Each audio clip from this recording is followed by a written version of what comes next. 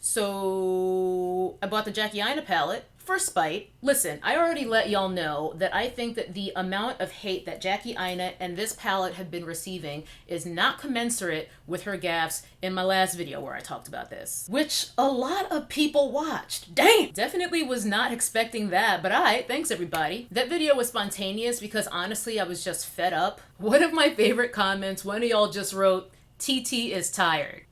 Accurate. I assumed only my realist ones were gonna watch that video, which is typically the case. I legit had conditioner in my hair under my turban. I wasn't ready. I'm sure that that was an aberration and this won't get even 10% of what that video got, but I'll do anything for clout. Do anything for clout. I kid. In that video, I didn't get to dig into my opinions on some of the very weighty topics that I touched upon, mainly because I didn't think anyone was going to watch it anyway, and my ride or dies already more or less know my stances on a lot of these topics. So today we're going to dig into those topics more at length in a get ready with me where I do this makeup that is on my face that you're looking at right now. I want to talk more with you guys about misogynoir on a larger scale, couching it in the discussion and the backlash around this Jackie Aina palette. Because let's be real, the outrage over Jackie Aina and her in particular getting this collab, along with the subliminal shade from influencers who we all know good and goddamn well have had this palette for at least a week in their PR because they've reviewed every other ABH palette, yet they've chosen to ignore this one and haven't done reviews, they haven't done anything about it, they haven't done any promotion. I think it's clear that the outrage and the shade, no pun intended, was never really about eyeshadow. So let's cut to T from the not too distant past and start beating this face. Here is the palette, about as ostentatious and eye-catching as it gets. I'm not usually one for packaging, but this will definitely stand out to you. And I'm sure most of you guys have already seen this by now, but here is the actual palette. Iridescent crocodile skin kind of situation. Comes with a brush, which is pretty typical for ABH palettes. And here are the shades, which there are 14 in total. And here are the colors. They definitely look a lot more saturated in person than they did in the photos I was seeing online. I honestly thought the palette looked rather muted when I had looked at the, PR photos and whatnot that were floating around of swatches and just of the palette itself, but it's much more vibrant in person for sure. I did a poll on my IG a few days ago asking if you guys wanted me to do an edgy look or more of a soft glam type of look in my next Get Ready With Me. Incidentally, soft glam, I'm pretty sure, is a palette by ABH. Much to my chagrin, soft glam won, so that's what we're going to do today. My realist ones were definitely after my own heart and voted edgy, but alas, here we are. A soft look is probably not the easiest look to do with this particular palette, but we gon' see. And I am heading to a charity event for MS, so it's probably better if I'm not wearing hot pink eyeshadow. Before I actually jump into the palette, I'm just going to kind of give myself a blueprint of the shape I want to go with some bronzer. I always do this pretty much every eyeshadow look, so let's just get that going. I'm going to use a very, very light bronzer, one that works really well when I don't want to distract from the actual eye look. So let's talk about this palette because I haven't seen much support in terms of reviews and videos about it from Jackie's fellow influencers. I mean, where are the reviews at? Because I know a bunch of these influencers' PR is long. So where are the influencers at who review every other palette that comes out? Too busy reviewing yet another whack-ass Kylie palette, maybe? I know Alyssa Ashley did a video, Arnell too, Monica Style Muse, Edie Sell, Kelsey Brianna J, Andrea Renee, but beyond that, I mostly saw a bunch of reviews from YouTube normies, like me, who didn't get sent shit. They didn't get PR, we just went out and bought the palette. Alicia, Kinky Sweat, she did a review with like 4 looks, and it's high-key her fault that I spent my hard-earned coins on this palette because I actually hadn't planned to get it, but we'll get into that later. Since I am going for a softer but still glamorous look, I'm going to be sticking to probably these Zam and Soleil, these tones on the outside, and then maybe ginger edges and credit to kind of do my transition and create some definition in my crease. So first up, I'm just going to take ginger and kind of put that into my crease to create my shape. I also want to talk today more about the whole wigglese uproar a bit more in depth. In fact, let's start there. I've been making internet for a pretty long time now. Not on this channel. I've only been consistent on my personal channel for the past 3 or 4 years maybe. I'm talking about making internet in my career, launching channels for companies, show running and whatnot. I say all this to say, I am far too acquainted with the breathtaking stupidity that one will encounter on these YouTube streets. If you're having a really good day, where you're feeling really joyous, where you feel that your hope in humanity has been restored, but you want to put an end to that, go ahead and just read the comment section under pretty much any YouTube video. Except mine, because my Nat Fam is lit, but pretty much any other YouTube video. Moving on from ginger, I'm going to move on to edges, which is a bit deeper and more red, and I'm going to bring that a little bit lower down, transitioning from my crease area to my lid and my outer corner. Even better than a YouTube comment section, head to Twitter. I never joined Twitter only because I value my happiness. Anyway, despite being well aware of the overstock of moronic commentary that there is on the internet, I'm not always able to restrain myself from feeding the trolls, as they say. Case in point with this whole Wigger is a slur discussion. It doesn't even deserve to be dignified with a response, but, well, here we go. A of all, setting aside the fact that it was made perfectly clear that wigglese was about wigs and not wiggas, I'm pretty sure that no one has even used the word wigger or wigger since 1997. I don't even think wigger was ever the thing. It was wigger, hard R as people like to say, at least as far as I ever knew, which makes this whole wigglese outrage even more idiotic. I'm gonna pop some glitter glue on my lid, more focusing on this intersection going up to right about where my pupil is for the shimmer. The amount of noise coming from the outside right now is truly outrageous. Truly, truly outrageous. Oh my god, and now someone is blasting an old movie or something because I'm hearing like an old classical movie score. Oh god, I hope you guys can. Let me close my window. It's hot as hell, so hopefully I don't end up sweating my makeup up before I'm done applying it. Okay, glitter glue is down. I'm going to be putting Zam, this color right here, on top of that glitter glue, and I think I'm just going to use my finger, but I may also jump to a flat shader brush just so I can get more precision on my inner tear duct.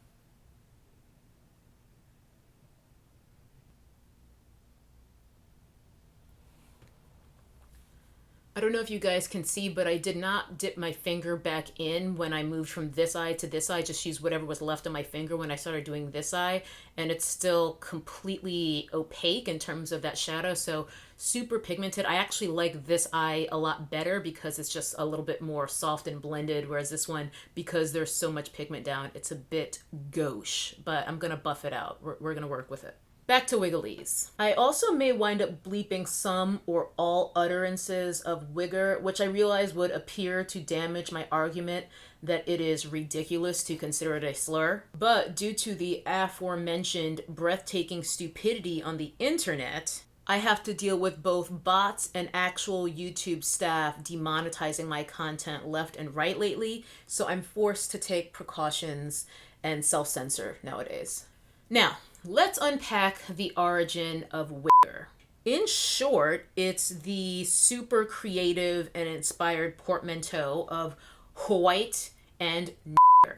One of you guys left a comment on my last video, which I think is pretty accurate, about Wigger being used to describe white boys who, let's face it, appropriated black culture in some way or another. Typically hip-hop culture in particular. So rap music, clothing, forcing a black scent, Wigger.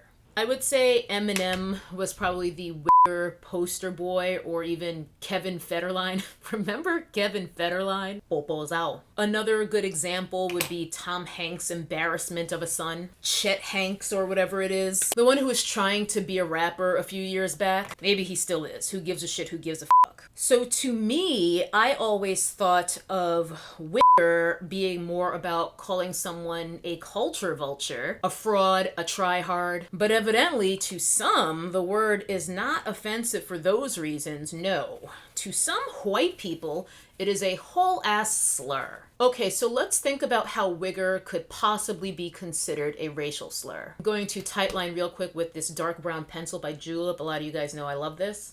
If we're conceding that Wigger is inherently an offensive thing to call someone on caliber of being an actual slur, then we have to look at the most base meaning of the word. And once we do that, it's pretty obvious that the offense is that you're telling a white person, hey, you're a white nigger. Which, by the way, is still racist against black people. Because, in other words, what you're saying is, hey, you're a white person who in one or more ways is similar to a stereotypical black person. Because when we distill that, what these people are saying is that it's an insult to be compared to or to be considered similar in some way to black people. Do you see the problem? The insult is still directed at black people, not the recipient of this so-called slur. It's still couched in the centuries of history that nigger has.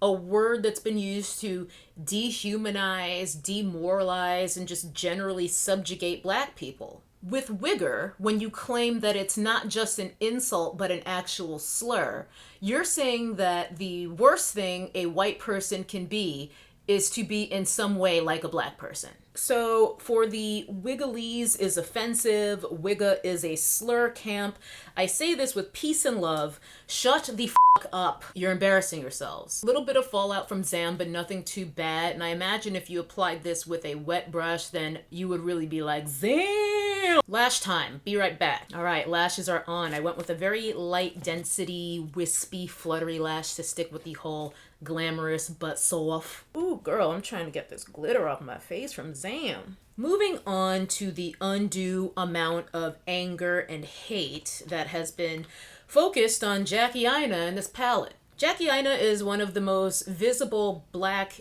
influencers in the game, and I'd say she's probably the most high-profile black influencer in the makeup scene, not based only on numbers necessarily, but based on visibility, name recognition on YouTube, stuff like that. I don't know exactly how many subscribers and followers and whatnot she has now, but there aren't that many of us with over 1 million in the first place, and Jackie hit 1 million subscribers like 2 years ago, I want to say, and she has continued to grow. And as I touched on in my previous video about this palette and Jackie Aina, misogynoir is an epidemic, pervasive problem. So this backlash isn't even necessarily 100% about Jackie per se. The hate that she and this palette have gotten are because of Jackie's success and visibility. There's a staggering number of people who just hate to see a black woman succeed.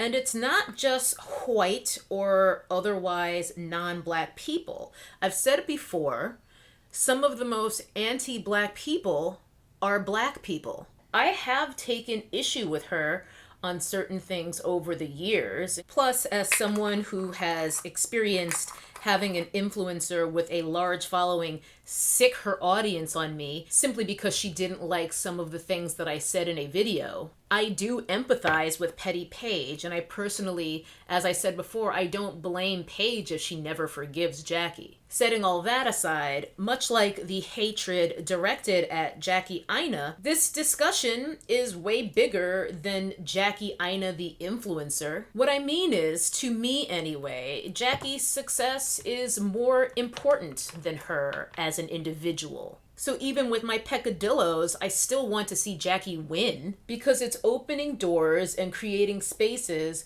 for young Black women and girls who are trying to get into the influencer game now and in the coming years, and for them to have opportunities just as big and bigger. A win for Jackie, for Nima, for Patricia is a win for Black women as a collective, oh my God, in terms of representation at least, even if you don't like one or all of them for one reason or another. We're fighting erasure, you guys, and Jackie is an unambiguously Black woman. Most of the time, Black women are expected to settle for biracial or racially ambiguous women to represent us in media. But biracial women represent biracial women. And of course, biracial women deserve representation too, so just calm your tits. But that representation should not come at the cost of the erasure of Black women. The reality is we are represented by racially ambiguous women almost exclusively. And then we're told that we complain too much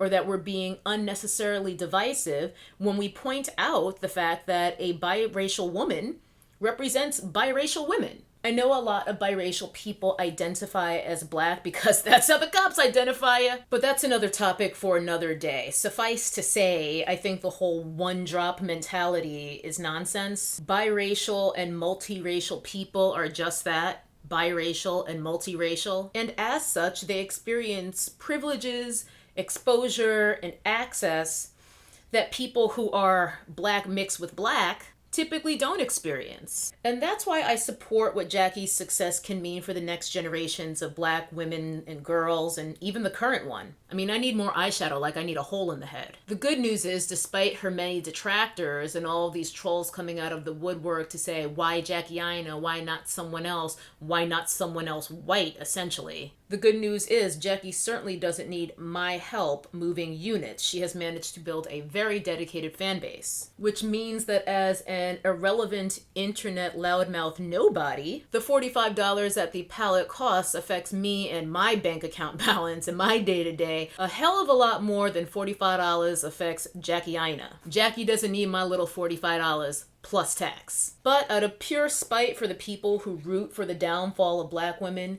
who hate it when we are successful, I bought it. Even though the people benefiting the most are still the white people who own ABH. Listen, I wasn't the one who politicized an eyeshadow palette in the first place, okay? Like many of you, because I know a lot of my Nat fam is fellow Black women, I've experienced not just racism and discrimination, but misogynoir. Black women, we're getting it from all sides, far too often from our own. As I'm sure Jackie has, I've experienced blatant workplace, or I should say industry discrimination. In fact, it's why I'm freelance, aka gainfully unemployed right now. You always see those statistics of how for every dollar a white man makes, a Black woman makes 65 cents or whatever it is. Well, I've experienced that exactly within a shockingly close percentage of that statistic. Along with being given a lower title than my white male counterpart, despite having a longer tenure,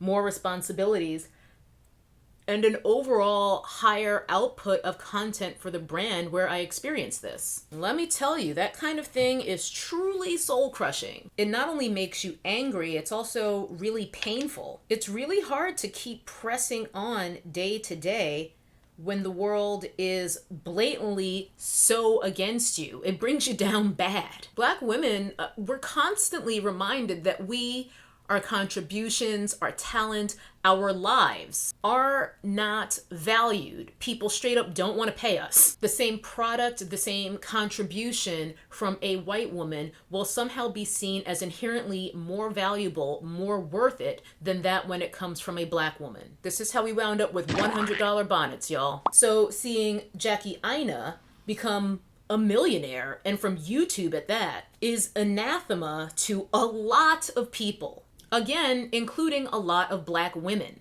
many of whom are willing to invent reasons to justify to themselves why she doesn't deserve it and why she should be canceled. Meanwhile, I doubt that these same people would have that energy for Tarte or whoever. And that is why I want Jackie to win. That's why I hope that this palette sells out. It's high time that we kept it a buck and talked about what is really happening behind this Jackie Aina hate. Because participating in it, Black women in particular, is just furthering our own oppression and erasure. It's fine if you truly do have serious issues with Jackie Aina. Maybe you just don't like her videos or her personality, or you just don't like the palette itself, or you don't wear eyeshadow, whatever. All perfectly valid reasons not to support. If it's true, then it's true. Buying an eyeshadow palette certainly isn't going to end racism nor misogynoir. I mean, really, buy the palette or don't buy it. That's honestly not what I'm on about. What I'm bothered by are the people who were so vocal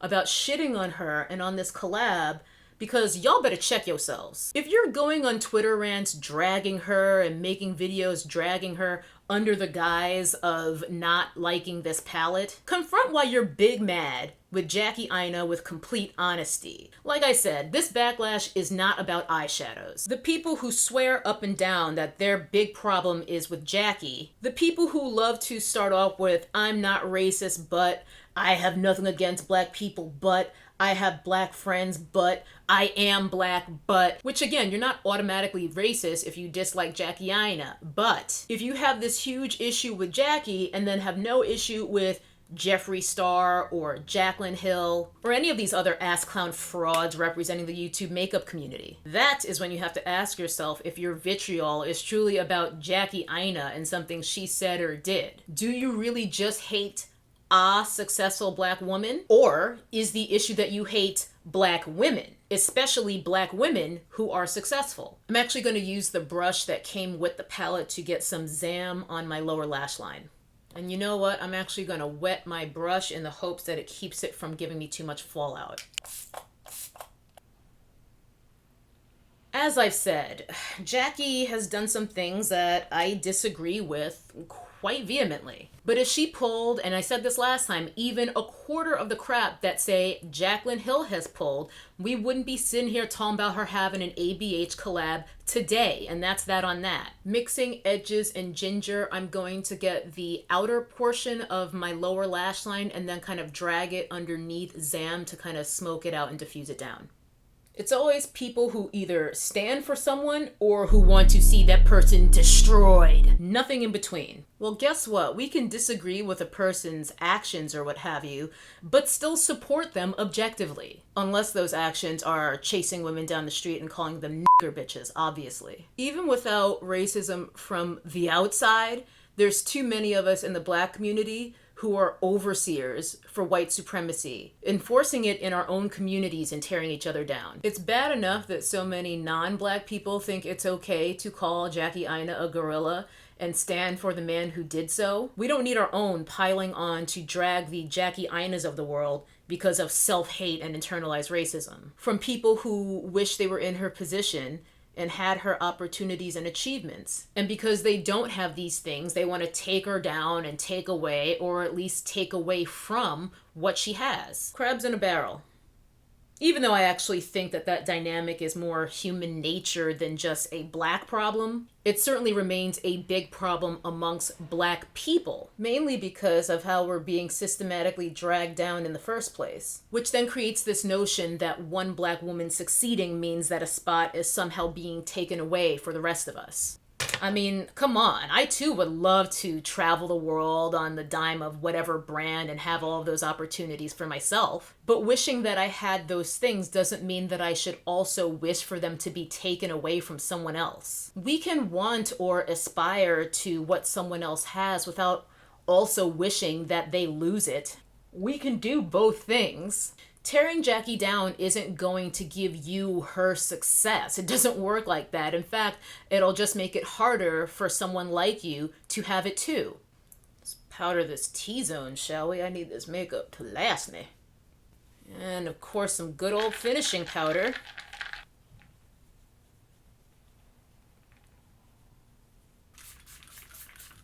Gonna keep the lip nude. I'm just gonna line real quick.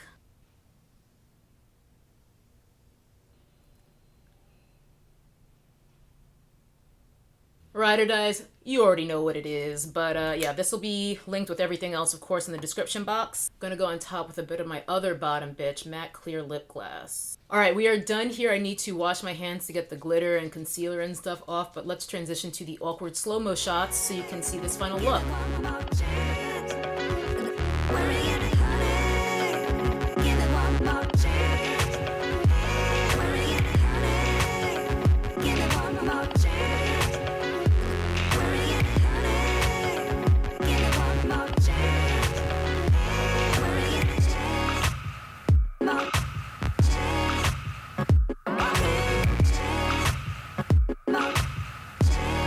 Obviously, I didn't use every single shade in the palette. I used only 3. Ooh. But so far, so good. I think that this is actually a really solid palette. I'm glad that I got peer pressured via YouTube. Thanks a lot, Alicia, into buying it. I would not say that this is a palette for the everyday use if you work in like a corporate environment. I would say this is only for everyday use if you're Jackie Aina and you're just doing the most on the daily. This is definitely a palette better suited for bold, colorful looks. But if that's your bag, if that's the kind of thing you love, you're probably going to like this palette a whole lot. I actually do really love looks like that, so while it was kind of a challenge to do something a bit more neutral and soft with this, I really love how this turned out, and it's made me realize that the palette is a lot more versatile than it might be on first glance. I just would maintain this probably isn't the way to go if you're all about your neutral, but if you're like me, you're a bit of a magpie, you like it all, you like your more neutral looks as well as getting really fun and colorful as well. I honestly think that this is a nice option for someone like me who can kind of go either way. You know, sometimes I feel like a nut, sometimes I don't. And I take back that little smidgen of shade I dropped on you guys who voted for a softer glam look, because I really like how this turned out, and it definitely opened my eyes to more things that you can do with this palette. I didn't end up going probably what would have been the more obvious route and that we've been seeing in a lot of the other videos where people are playing with the pinks and purples. I'm glad that this forced me to give you guys a bit of something different to show what more you can do with this palette. In any event, if you do want more actual information about this palette and swatches and like a bunch of looks, make sure you do check out Kinky Sweat, aka Alicia's video. I'll link it here as well as in the description box because she really covered it from front to back and focused on the palette rather than ranting about misogynoir and white supremacy. Oh, and I also want to plug a channel I just discovered, Julia Adams. I'll also link her below. I discovered her when I was just searching to see who had and had not reviewed this palette. And in her video, she actually compared 3 or 4 of the shades in here to some of the ones in the Pat McGrath bronze, the newest Pat McGrath Mothership palette with all the bronzes and that one like cranberry kind of color. And at least like 2 of the shades were dead ass dupes and the other ones were actually very, very close to the ones in the Pat McGrath palette. I personally wasn't even checking for that Pat McGrath palette, but it's still nice to know that I've got some very comparable shades in here at a much lower price tag, although not a low price tag. Anyway, even though I wasn't planning to buy this palette, mainly because the colors just didn't look that bold or inspiring to me based on the photos I saw online, I'm actually really glad that I have it now, and Alicia, it's still your fault that I do. Anyway, I do look forward to playing in some of these purples and pinks and other colors, so I guess maybe stay tuned for that. Let me know if you guys would want me to do another get ready or something where I play with some of these shades that I didn't even get to dip into today. Anyway, that'll do it for yet another Get Ranty with me on this fine Thursday. I am off to my charity event. I hope you guys are doing wonderfully, and always remember, never trust anybody with a Morphe code, alright? Bye. That's a nappy-headed hose there, I'm gonna tell you that now.